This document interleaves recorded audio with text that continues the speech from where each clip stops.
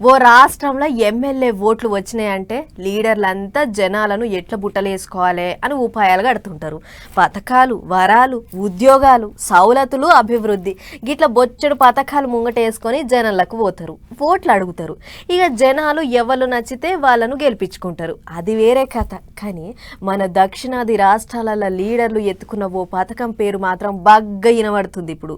మరిగా పథకం ఏంది, దానివల్ల రాజకీయం ఎసొంటి మలుపు తిరిగిందో ఒక్కసారి నజరేషొద్దాం పార్రి.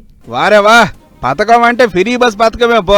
దక్షిణాది రాష్ట్రాలు తెలంగాణ, ఏపీ, కర్ణాటక ఇంకా తమిళనాడు ఎక్కడ ఓట్లైనా అన్ని చోట్ల ఫ్రీ బస్ పథకమే నాయకులను ఖుషి చేసింది. ఇప్పటికే కర్ణాటక, తెలంగాణ, ఏపీలో ఫ్రీ బస్ పథకం మాజోరుగా నడుస్తుంటే ఇప్పుడు కొత్తగా తమిళనాడు సుత రాబోతుంది. ఎట్లంటే ఆడ కొత్తగా పార్టీ పెట్టి గెలిచిన విజయన్న మేనిఫెస్టోలో సుత ఈ పథకం ఉందట. అది కూడా వెట్రి పయనం అనే పేరుతోని. దీంతో పాటు బీద సాధలకు అక్కరొచ్చే మంచి పథకాలు సుత బొచ్చడున్నాయి. కాకపోతే అన్ని పథకాల కంటే పైసలు మిలిగిచ్చే ఈ ఫ్రీ బస్ పథకమే ముద్దుగుందని దానికే ఓటేసిరు జనాలు. అంటిగా సౌత్ మొత్తం ఫ్రీ బస్ పథకం వచ్చినట్లే. పెద్ద ముచ్చట ఏంటంటే కర్ణాటక కాంచి చాలా అయిన ఫ్రీ బస్ పథకము అక్కడ శక్తి పేరుతో నడుస్తుంది.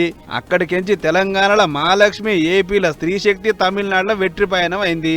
ఈడికే ఒడవలే మనల్ని చూసి కేరళ రాష్ట్రపులు సుత ఇదే హామీ ఇస్తే ఆడ సుత ఫ్రీ బస్ పథకం ఇందిరా గ్యారంటీ పేరు మీద రాబోతుంది.